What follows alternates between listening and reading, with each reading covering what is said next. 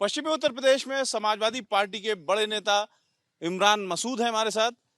Sir, जो इस समय हालात हैं मदरसों को लेकर के तमाम बयानात आ रहे हैं, मदरसों के सरकारी सर्वे का आदेश हुआ है, क्या माहौल आप लोग देख रहे हैं? इस सर्वे के लोग पक्ष में हैं या खिलाफ हैं?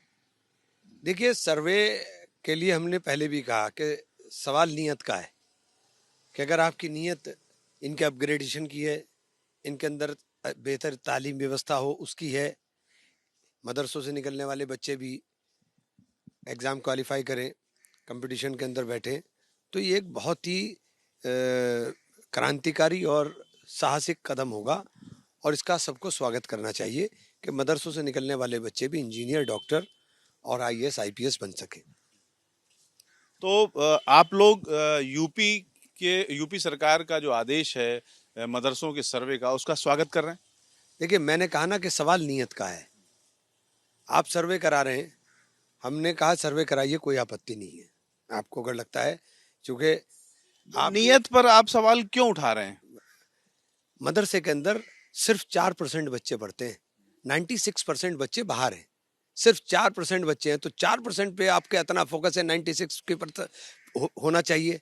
एक सबसे पहला सवाल। दूसरी सवाल मैं करता हूँ कि अगर आप ईमानदारी के साथ जो आपने कहा है वो कर रहे हैं तो हम उसका स्वागत करते हैं, हम तो कह रहे हैं उसका, लेकिन आप करके दिखाइए ना। अभी आज ही का एक ये इदारा दारुल क्रिकेट तैयबा शहजादपुर मुजफ्फराबाद ब्लॉक के अंदर, मुजफ्फराबाद के बराबर में गांव है, वहाँ मेरठ से कोई टीम आई, सारे कागज़ लिए, सब चीज़ें उनकी दुरुस्त थीं और दुरुस्त होने के बाद भी वापसी में उन्होंने उनसे कहा कि हमें 15,000 रुपये दीजिए। इत्तेफाक से हमारे साथी के पास एक फ़ोन चला गया, उन्होंने उनसे टेलीफोन लेकर बात करी कि भाई आप 15,000 किस बात के मांग रहे हो?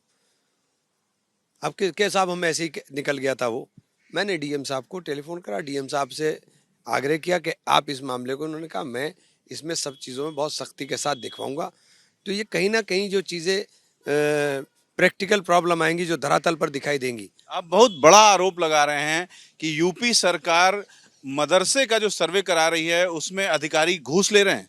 मैंने आरोप नहीं लगाया, मैंने पूरी घटना को खुलकर बताया और आपको ये भी बताया है कि मेरी जिलाधिकारी महोदय से बात हुई और जिलाधिकारी महोदय ने मुझे आश्वासन दिया है कि इसको कराएंगे। तो मैंने ये आरोप नहीं हुआ है, ये कहीं ना कहीं सिस्टम में जो खामियां हैं उन सिस्टम की खामियों को, मतलब सच्चाई है।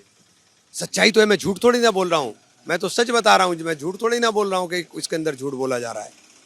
जो मेरे सामने बात आई, मैंने आपको इदारा भी बताया, जगह भी बताई, उस व्यक्ति का भी बता रहा हूँ जिसने करी, तो कोई कुछ ऐसा नहीं है कि हमें कोई आरोप प्रत्यारोप की बात। ठीक है, जो नियत की बात आपने कही सरकार के, बहुत सारी बातें होती हैं, बहुत सारे ऐसे आतंकवादी भी पकड़े गए हैं जिनके जो कनेक्शन हैं वो मदरसों से मिले हैं। ये एक वजह है, सरकार ने ऐसा कहा नहीं है, लेकिन बहुत सारी वजहों में एक वजह ये भी है कि ये बात आती है कि मदरसों में जो शिक्षा दी जाती है, कहीं न कहीं कुछ मदरसों में ऐसी फंडिंग होती है जिसकी वजह से गलत शिक्षा भी मदरसों में दी जा रही है। ये भी शक फैलता है। एक आदमी का नाम बताएंगे जो मदरसों से निकला हुआ आतंकवादी या जिसे आपने गिरफ्तार किया वो आतंकवादी साबित हुआ हो? मैं आपको 10 नाम गिनवा सकता हूँ कि 23-23 साल की सजा काट करके लोग बरी हुए। तो ये आपका कह देने मात्र से आतंकवादी नहीं होंगे ना।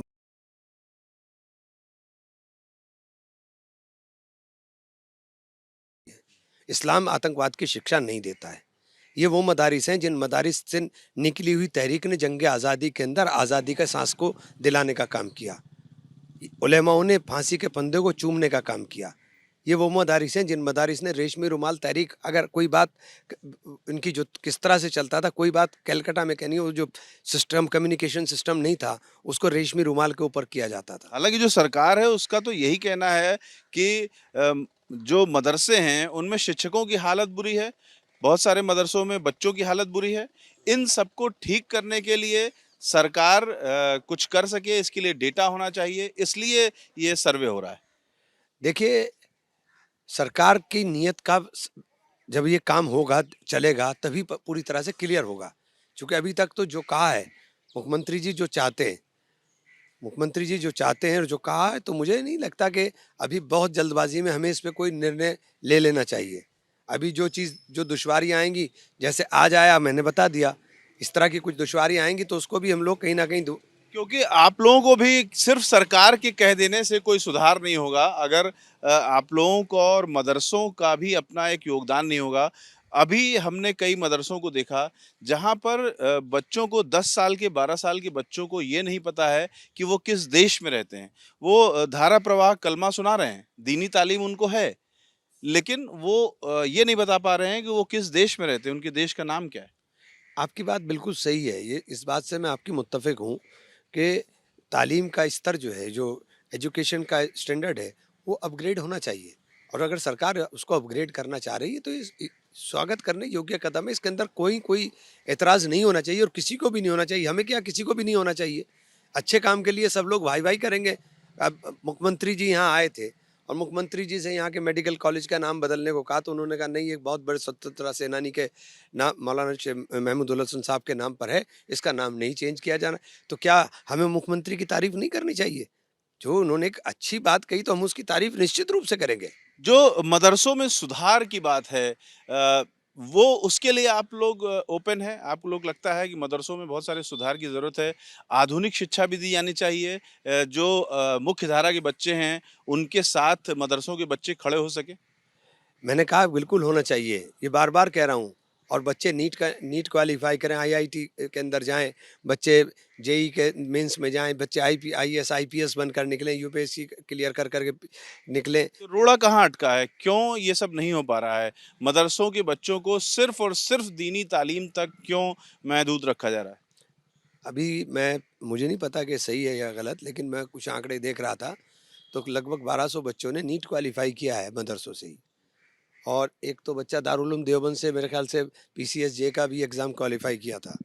तो ये धीरे धीरे देखिए ये जो कदम है, जो प्रोग्रेसिव स्टेप्स हैं, उनमें वक्त तो लगता है, धीरे धीरे आएगा। और मैं ये स्वागत है इसका, इसका कोई किसी भी सूरत में विरोध नहीं होना चाहिए कि अगर बच्चों को अच्छी तालीम के लिए उनका स्तर ऊपर उठाने बहुत के लिए। सारे जो नेता हैं वो बीच में आते हैं, जैसे ओवैसी जी लगातार इसका विरोध कर रहे हैं कि जो सर्वे है उसकी नीयत ठीक नहीं है, लगातार वो सर्वे का विरोध कर रहे हैं।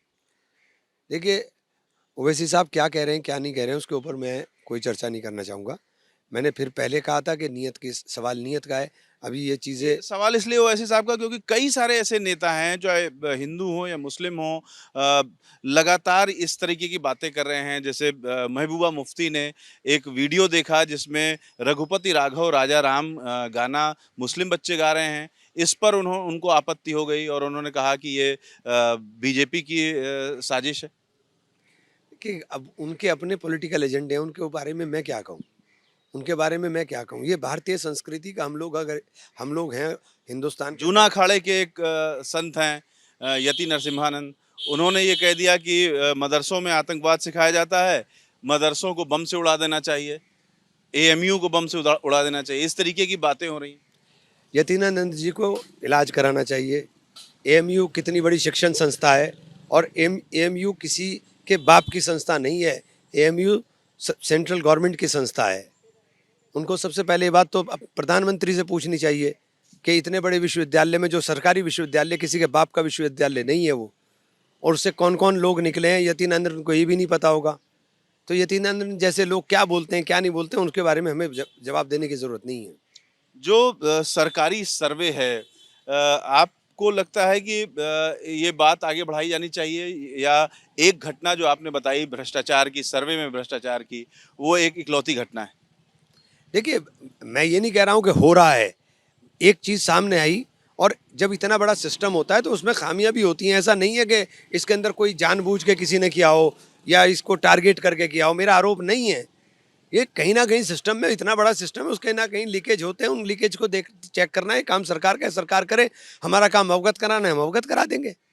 इमरान मसूद जो कि पश्चिमी उत्तर प्रदेश में अपना काफी प्रभाव रखते हैं, एक तरीके से सरकारी सर्वे का पक्ष ले रहे हैं। उनका कहना है कि सर्वे में कोई बुराई नहीं है, लेकिन इस बात की ओर वो इशारा कर रहे हैं कि सर्वे में, सरकारी सर्वे में अभी से भ्रष्टाचार शुरू हो गया है। और उन्होंने एक उदाहरण भी दिया कि एक मदरसे में सर्वे की टीम वालों ने 15,000 रुपए मांगे, जिसकी सूचना इन्होंने जो स्थानीय जिलाधिकारी हैं उनको भी दिया है। कैमरामैन अजय तिवारी के साथ रविकांत, एबीपी न्यूज, सहारनपुर।